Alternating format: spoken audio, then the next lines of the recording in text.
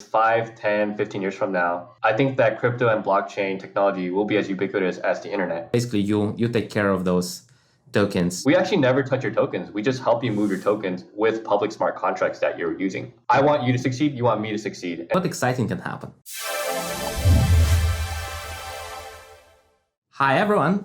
Today we're talking about tokens and whether tokens can replace equity in startups and bigger companies, how to use tokens for employee compensations, how to use tokens in the relationship with investors, and if you're a new project, whether you should stick with a traditional equity or should you experiment with new instrument with tokens. Today, our guest is Robin G. from LiquiFi Finance, who is building a whole platform to handle that. So let's dive right in. Welcome, Robin. Thank you, Yuri. Great to be here. Awesome. So let's start with your background. So have you started Liquefy? How far along are you guys in? What kind of investors you have behind you? Is the product live? And when everyone can use it? Yes. So Liquefy, we started this company back in October. Since then, we went through Y Combinator. We're now currently in Alliance. We raised funding from investors like Dragonfly Capital, Nascent, Six-Man Ventures, Roll-Up Ventures, YC, etc. And yeah, we're live. We're currently live on Ethereum, Polygon, and other EVM compatible chains. And soon we'll be expanding to other chains like Solana and yeah. Awesome. So guys, just to recall, this is DAO Heroes, a YouTube channel for Web3 professionals. We talk in generally about any new topics related to people who start DAOs, operate DAOs, seeking employment in Web3 projects. So today we have three parts. We want to talk about the basic definitions, like what are the tokens in relation to compensation, both for investors, for teammates. So kind of basics, backgrounds, kind of fundamentals, let's say token fundamentals in terms of compensation. Then the second part is the current state of the art. What are the recommendations? Should you issue a token when? How to best structure that? Should it be paper legal agreement, PDFs and e-signatures? Should it be on-chain, any kind of smart contracts or a combination? So that's kind of our second part. And then the third part, we'll start doing like wild speculations where things are going. Can really tokens replace equity, and when and how and for whom? Maybe even do some disagreements between Robin and me and see where we see opposing points of view in the future of the token based companies. So let's start with fundamentals. So what are the tokens in terms of compensation? What are the tokens for the investors? What are the tokens for the team? Are the same tokens, different tokens? I've heard the words lockup schedule, vesting schedule, TGE, token generating event. So maybe what are the key terms to know? Yeah, lots to cover there. So let's first think of tokens as a digital asset. And this digital asset represents your ownership of the network. So there's the Bitcoin network, there's the Ethereum network, there's the Uniswap network, there's the Bored Apes Yacht Club metaverse network, right? So owning one Bitcoin, one Ethereum gives you that proportional ownership of that network. And it's not quite the same as equity, because equity represents your ownership of a company, but it's more like ownership of a network or a protocol, which is a unique innovation in crypto and Web3. To answer your other pieces of questions, you have things like vesting, lockup, TGE, which stands for token generation event. So we can talk about how those are used together. At a very, very high level, vesting and lockups are a way to create long-term incentives. In the absence of vesting or lockup, you can have people sell these tokens immediately. That causes price to tank. And so you put in some safeguards to prevent that. And then token generation event, there are generally two, or I guess there are distinct phases of a project. You're pre-token launch, you're working on the product, the community, the business, etc. And at some point, you decentralize and launch a token. And that's known as the token generation event, so TGE. Got it. And my understanding is in terms of relation to companies, most of new projects, not the old projects, they start with what is called operating company or developer company. That is a traditionally formed company, can be LLC, can be Delaware C Corp, can be a regional LTD in United Kingdom or any kind of country. There is any strict requirements, can be anything. So the operating company kind of lays the ground, and then it builds this new entity on top that is called network, which is something that exists on chain in the internet, as well as sometimes a second legal entity. Many people use the word foundation. In America, they use the word foreign foundation because it's typically not America-based foundation. So the popular destinations would be Cayman Islands and Switzerland. And funny thing is that the operating company that exists in pre-token generating event uses the future tokens of a future foundation that neither foundation exists nor the network exists as a system of promises to both internal teammates and investors. So they kind of promise a piece of thing that they don't even own or have not created yet. Is it fair to say? Yeah, I would say that is fair to say. There are very different interpretations and execution, and I think that's a result of crypto and Web3 is still evolving. Some of the regulations are still not defined yet, and people are trying to figure out the best way to stay compliant. And so depending on your strategy and your ways of thinking about your product and your network, you have to approach that differently. So that's to agree with you that that's one interpretation, but I think there are so many different strategies depending on who you talk to. Yep. Yeah. I also understand that the previous generation sometimes even didn't have the developer company at the start. They will go straight to token generating event and then distribute the token. There either like Ethereum itself didn't have the operating company before. They having the token generating events and distributing tokens or doing initial kind of sale of tokens to the investors. So, but the most new projects, they do start with operating company. They give the promises. And so there is this common word that describes the promise of a token to investors of the team, and that word that phrase is token warrant. And essentially, if my understanding is very rudely and incorrectly, that's a promise of tokens, and more correctly is a promise of buying tokens right before during the token generating event at nearly artificially low price, whereas like not yet kind of the value is not yet part of the network, and therefore it is a fair market value. And so that does done primarily for tax purposes, so that kind of at the time of the grant, the token warrant does not formally have a value, so it's not taxed at the time of the grant, it's taxed at the time of, even not at the time of the execution when you actually buy the tokens, but more at the time when you disperse the tokens, so when you eventually sell the tokens. And in my understanding, the people would use the term token grant when they give the promise of actual tokens, and the token warrant when they give a promise of buying token at artificially super low starting price. And is there any guidance on when one is better than another or when one is used versus the other? Yeah, lots to unpack there. So I would say it depends, and it depends on a lot of different things. Everything you said around like the legal structures or the documents or the instrument to use is a legal topic to work out with your counsel. So I'm not a lawyer. This is not legal or tax advice. And then the things you said around like the cost basis, that's also a tax strategy or tax implication. So again, the rules are different depending on who you talk to and the people that you work with. So I think the most important thing to note is that because this is all subject to some interpretation, you always have to make sure you're working with quality counsel to make sure that you're executing on the strategy correctly. Now, with that being said, though, you think about the reason why you go through this exercise and you think about these different considerations is because it's so important that if you're going to make a security, that you go through the right regulations and the right process to register that security. But the argument could be made that tokens are not necessarily securities. Like securities are a very specific asset, whereas tokens could be something else. And without going off too much of a tangent, you have digital assets a commodity? Is it a security? And depending on how you treat that, you have different rules and the ability to potentially sell it to investors or use it to pay employees.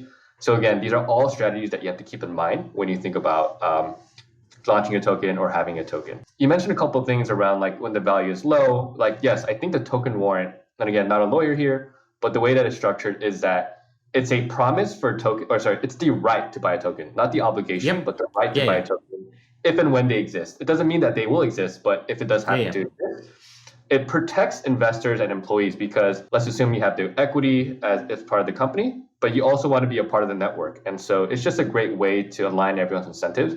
And, I want to use a product for the company that I work for. And so if I want to be a part of that, it makes sense that I want a portion of it through the tokens as well. Awesome. Okay, great. We just touched in one of the most important things is that when you design your own strategy for your own project in terms of when and how you launch a token and when and how you give promises of future tokens to investors and the team, the two primary consideration is by far number one is security law and second is tax implications. So essentially security law and taxes. So the most important thing to know about security laws is that certain instruments are considered to be security, and those instruments are regulated much more tightly. And essentially anything that resembles a promise of future profits by the effort of others seems, and in a centralized way, seems deemed to be security. And essentially many projects are trying to avoid to being seen as a security. And so they're basically saying, we have the company. This company would be a starting block of a new network that will be decentralized and operate by many entities that coming together under the same type of rules, the kind of decentralized governance and this and that. And therefore, it is more like a commodity, like price of oil or price of gold. And therefore, the promise of future purchase of the token should be treated as a promise of future kind of buying future oil or whatever. And therefore, it's not security. Therefore, we don't need to register. Therefore, we can give it to retail or like unaccredited investors, maybe even. Okay, this is clear. And tax implication, essentially, the question is when the promise has value. So if like you just give people the right of purchase of future tokens, that at the time when you give them the right of future purchase, that is maybe even non-binding, that you're not promising them in the hard terms that you actually will launch the token. It's just when and if you launch a token, they will have the promise. Then basically it shifts the tax implications down the road, which is what basically most people want. No one wants to pay taxes before they made the money.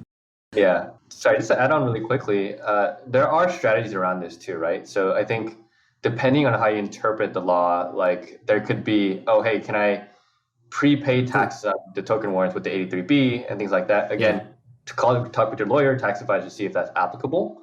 But again, like there are certain strategies depending on how you want to approach that scenario. And so my understanding is that LiquiFi Finance is doing exactly that. So the core specialty is LiquiFi is to actually operate this custodial wallet where the tokens that are kind of earned or promised to investors and the teams are held until they have the right to sell them. Yes and no. So yes, our focus is on helping you distribute tokens, typically with a vesting or a lockup schedule. But we don't actually hold your tokens for you. You connect with our application using your wallet. So let's say you're a DAO that has like a Gnosis multisig. You can connect and use Liquefy there. We actually never touch your tokens. We just help you move your tokens with public smart contracts that you're using. When you say helping, that means you generate like, hey, the lockup for this token just expired, so it's now can be moved. And so you recommend to move it. And then the multi-sig holders would still need to sign the signature and to actually move it. Kinda, like that's one approach. So there's two ways to do this is you tell them when, let's say the vesting or lockup expires, then send the tokens directly from, Yuri's multisig to the, Robin employee's wallet.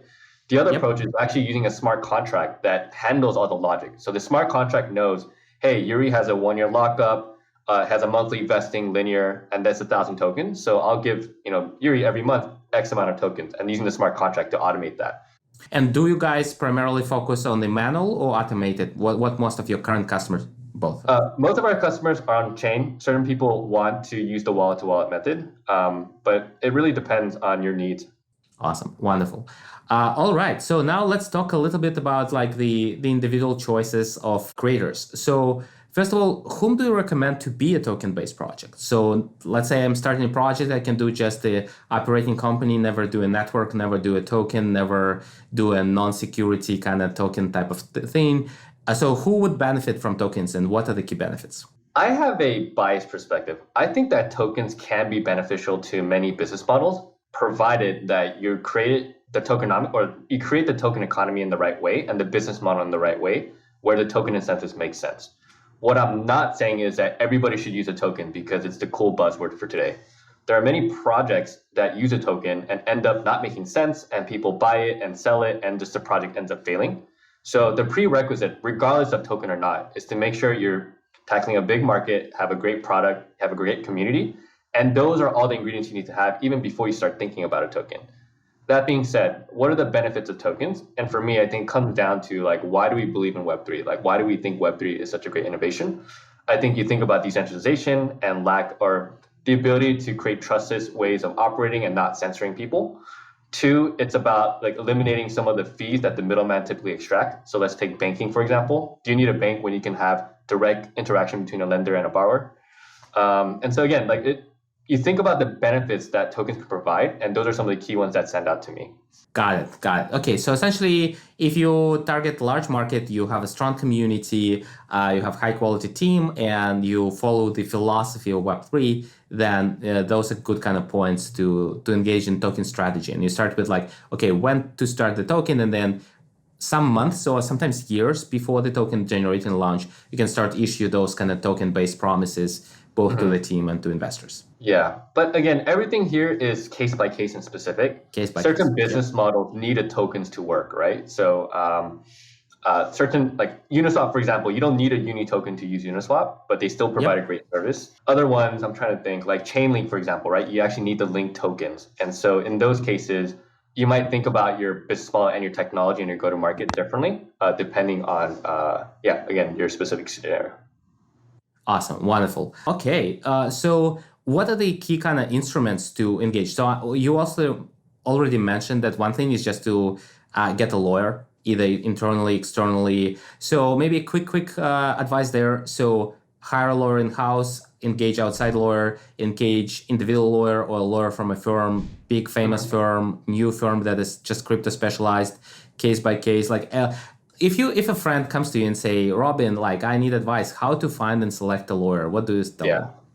I will say it's great that you're thinking about it. So it depends, right? How much budget do you have? Because there are certain firms that have been around, have been dealing with crypto regulations, and they are, if not the best, in the top X of understanding what are the latest trends, staying up to date on regulations, have relationships with the people that make the laws. So they're very, very up to speed on what's going on. Again, assuming budget isn't constrained, you want to work with some of these bigger law firms that can give you that quality representation.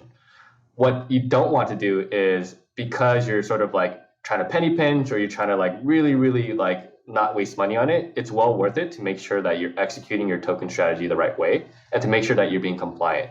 Got it. Wonderful. All right. So let's go to speculation. Let's go to prediction. So one big question is, so let's say I have a project. So I can build focus on increasing the value of my equity. So I say I have the operating company. Eventually I sell my operating company so I sell equity for dollars or put it on a NASDAQ. So I become a publicly traded, traditionally formed company, equity-based, stock-based company. Alternative is like at some point I say, yeah, the company kind of played its role. So now we have a network above it. As a founding company, we got a bunch of tokens, both personally or as a company. We might continue to do some work, but now there are other companies, a fully decentralized ecosystem. And so we're happy, we can step away, we might not step away, might stay for another decade, but we're happy. And in that case, we get majority of our rewards by eventually selling or like owning the tokens in the network. So do you see, 50% of all the startups to be token bound versus NASDAQ bound, or 10% or 90%? So where do you think more liquidity or exit value is for the projects? In the near term, I think it's going to be still skewed to traditional equity structures when you think about how fast the space is moving and how regulations are still being defined. My speculative bet is 5, 10, 15 years from now, I think that crypto and blockchain technology will be as ubiquitous as the internet. I think that everybody will be using technology and it'll be almost invisible to them.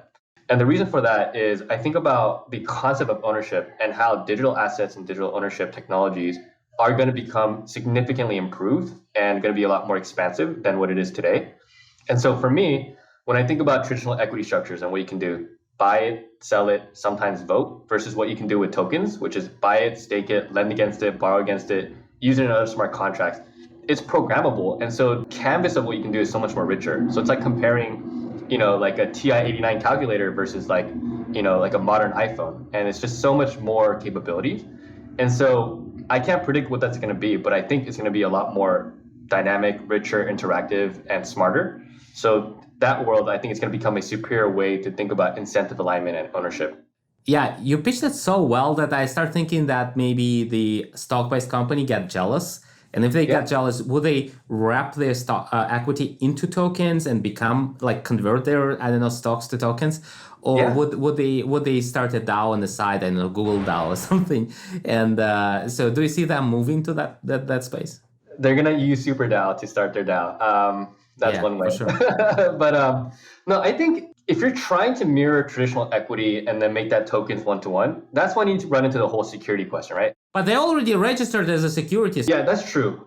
So we're still somewhat speculating. We haven't seen like a Facebook or Amazon necessarily do that yet. But I think the way that it evolves is that you're going to have pieces of your feature or your business tokenized. And so I can see smaller DAOs coming from Amazon, right? So maybe instead of like an Amazon Prime subscription, you have like an Amazon token membership or something like that gives you some utility or benefit.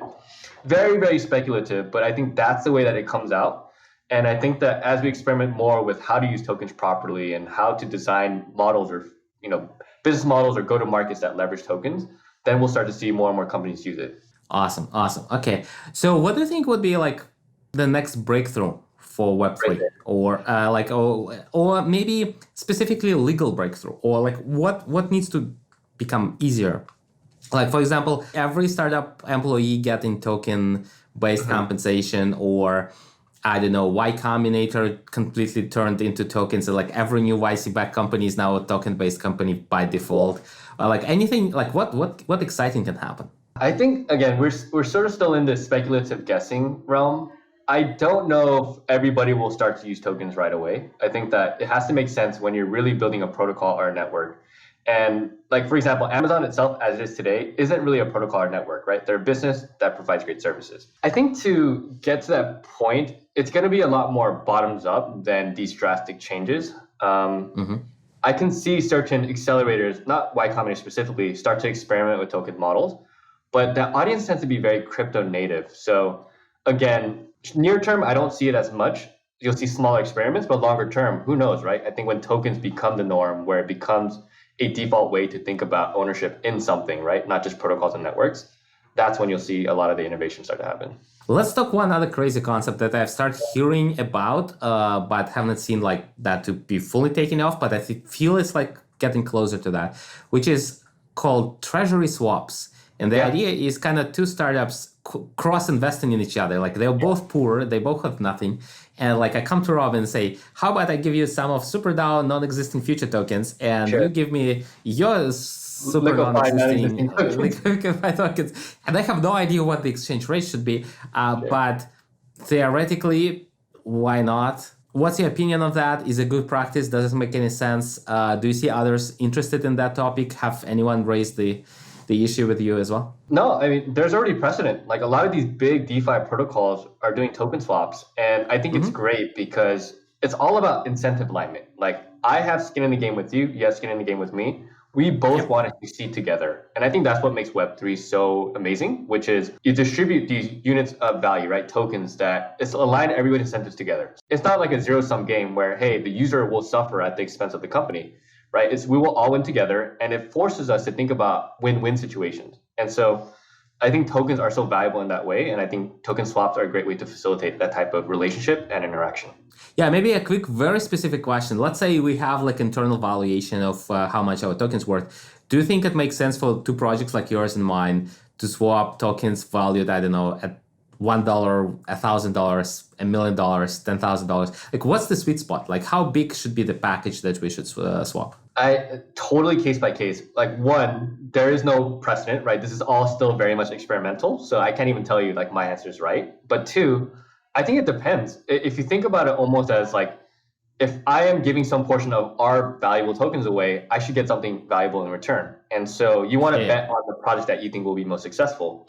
The better your conviction, then the larger that sizing would be, right? So I think, again, it comes to that, and I think that's the equation that you use. Where I think it makes a lot of sense is if we engage in a partnership, then I want you to succeed, you want me to succeed. And depending on like the scope of that partnership, then it could make sense to size up larger.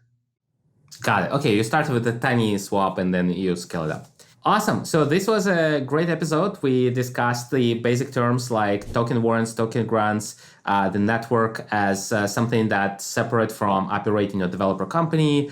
And we talked about the tax implications and the security law and there are two ways to distribute tokens once the people kind of earn them. One is more manual, when the company operators will manually transfer them from a company Gnosis account to the receiver. And we also speculated a bit about whether token-based companies can eventually eclipse the equity-based company. And so the Robin's case is the most important reason why the token-based organizations, not necessarily companies, might be more interesting, bigger eventually, but not very soon, is because that equity is more programmable. So the people who hold that equity can use it as a form of payment, and as a form of ownership, and as a form of voting, as a form of kind of lending and collateral for other financial operation, maybe even for reputation, and so many applications beyond what you can do with a Google stock or Apple stock that you hold. That was a great episode.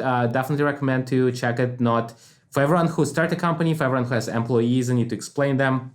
how to do with tokens, maybe even if you engage with investors who never before received tokens or token warrants next to the equity, and you need to educate them. So please send that kind of episode for everyone who might be interested, maybe even retweet it and share it more publicly in chats. Always grateful for that. It's DAO Heroes, a YouTube channel for Web3 professionals. There are more episodes like this one. Please like and subscribe and comment. And thanks, Robin, once again. Thank you, Yuri. It's great to be here. Thanks for having me. Wonderful. We are done.